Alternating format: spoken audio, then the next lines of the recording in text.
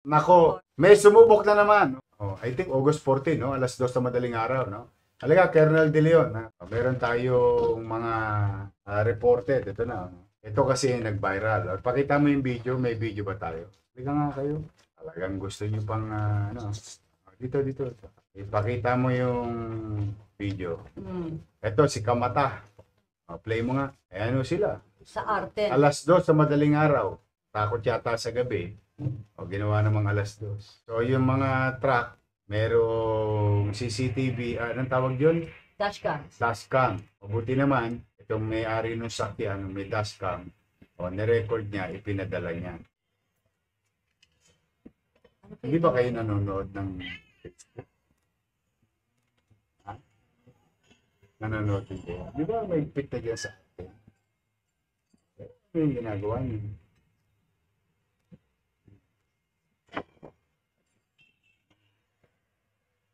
Kinuyog niyo pa eh.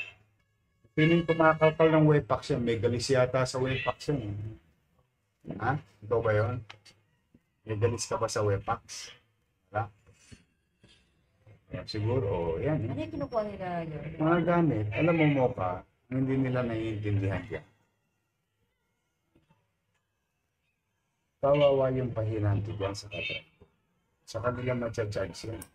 Hindi nila. Kapwa rin naman nila mahirap yun. Ano nadali nyo? Sinabi na sa inyo, huwag nyo nang gawin sa arte. Ayaw nyo maniwala. Paulit-ulit na lang. Alam nyo ba, mapapagod kami. Grabe mga kababayan, ang lulupit talaga nito mga jumper boys dito sa Arten, no. Hindi naman kasi lingid sa ating kaalaman na kamakailan po ay may nahuli din po si Mayor Isko na mga nagnakaw din po dito sa Arten Tondo, no. At biktima nga po nila itong mga truck driver, mga pahinante na dumadaan po dyan. So kahit makailang ulit na po si Mayor Isko na nanawagan para po dito sa ating mga kababayan dyan sa Arten na huwag nang gumawa ng kababalaghan at itigil na itong kanilang ginagawang pagnanakaw sa mga truck drivers dyan sa area na yan, talagang sinusubukan po talaga itong pasensya ng ating alkalde. Hindi naman lingid sa ating kaalaman mga kababayan na kamakailan ay may nahuli din po na nagnakaw naman ng gulong. So ito yung mga kababayan natin na talagang halang na yung bituka siguro na itong mga to kasi kahit na alam nila na maraming nakakakita, talagang lantaran po nilang ginagawa itong krimen na to, no. So grabe, yung iba nga dito mga kababayan nung mga panahon na hindi pa talaga nauuso yung ganitong pagpapakita sa atin o pag-broadcast ng mga nangyayari po sa ating lungsod, yung ibang mga truck driver ay nasasaktan.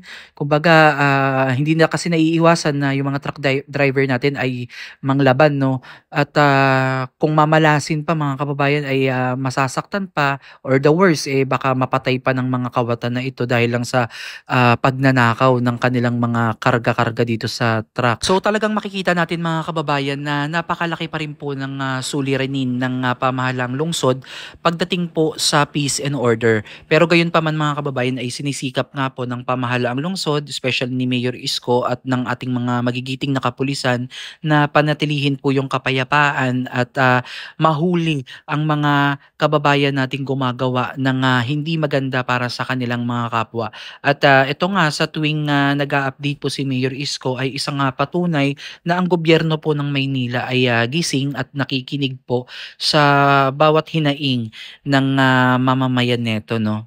So hindi lang ito mga kababayan yung nasa video na nakuhaan na nagnakaw nga po dito sa truck, no.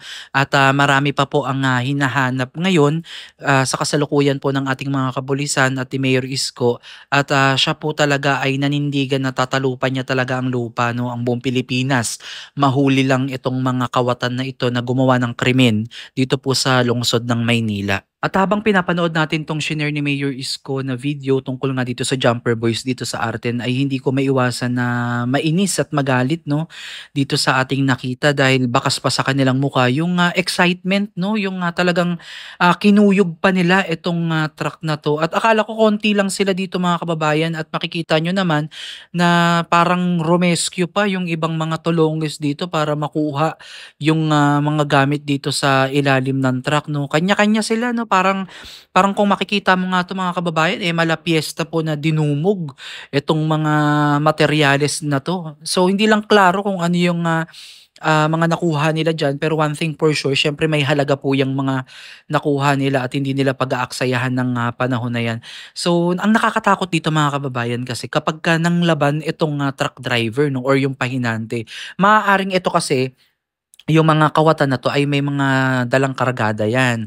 So, any moment na makikita nila na papalag itong driver or yung pahinante ng truck na 'to ay maaari nilang saksakin o barilin o hindi natin alam 'no, baka mapatay pa nila itong mga inosenteng tao na ito. At ang masaklap nga dito, kung sakaling may manakaw sa kanilang mga kagamitan diyan, talagang sila po talaga ay mag-aabono diyan 'no. So, konporme na lang 'yan sa kanilang mga bossing, sa kanilang mga amo o kumpanya na pinapasukan kung sila po ay magbabayad o hindi. Kaya nga sa aking pakiwari mga kababayan itong mga truck driver, itong mga pahinante, siguro ito yung lugar na kinakatakutan nila sa lungsod ng Maynila 'no. Sa tuwing dumadaan siguro sila diyan, katakot-takot na panalangin yung kanilang idinarasal 'no, para lamang makaiwas dito sa mga tolongges na 'to, mga talagang nakakainis 'no. Talagang makikita mo pa na yung iba nung nakangiti pa na nakakakuha sila ng hindi sa kanila.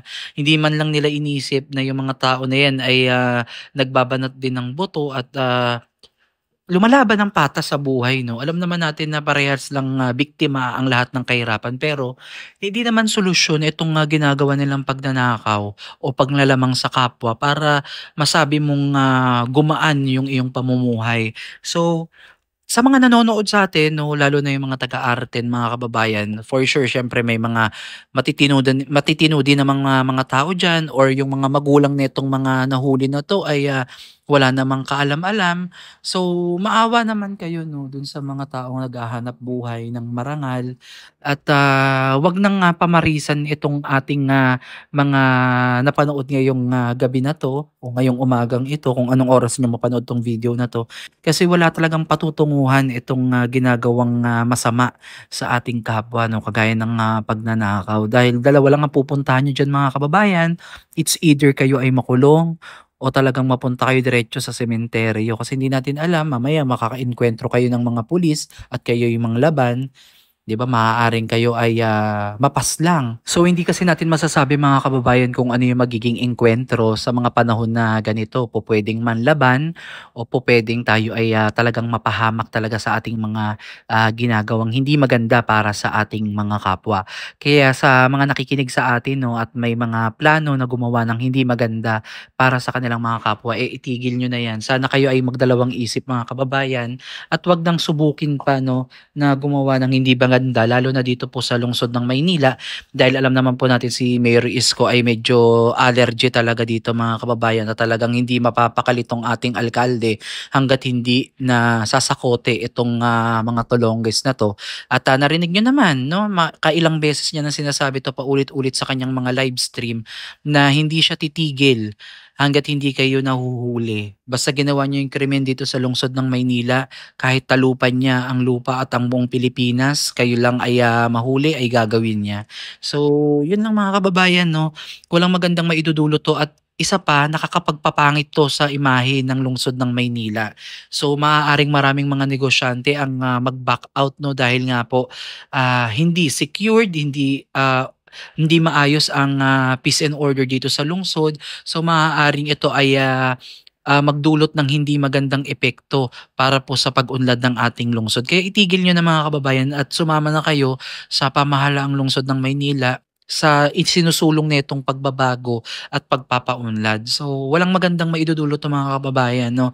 Maaaring ikapahamak niyo pa ito at the worst, ikasawi pa ng inyong buhay. So, 'wag niyong sayangin yung inyong buhay mga kababayan at piliin gumawa ng tama para sa ating mga sarili, lumaban ng patas kahit mahirap ang buhay, lumaban ng patas at ang mahalaga gumawa ka ng tama at 'wag man lamang sa kapwa. Again mga kababayan, overall nakakatuwa itong ginawa ni Mayor Isko at ng ating mga kapulisan na nahuli itong mga kawatan, yung mga jumper boys dyan sa Arten. At least kahit papaano ay nabawasan po yung mga masasamang loob dyan sa area na yan at makakahinga ng maluwag itong ilang mga truck driver natin na dumadaan po dyan araw-araw. So patuloy sana na mahuli yung mga ganitong mga tulongges, no, at hindi na pamarisan pa upang maging maayos na ang sistema dito sa ating lungsod, lalo na po ang peace and order na talagang isinusulong po ng ating alkalde. So muli maraming salamat mga kababayan, and please comment down below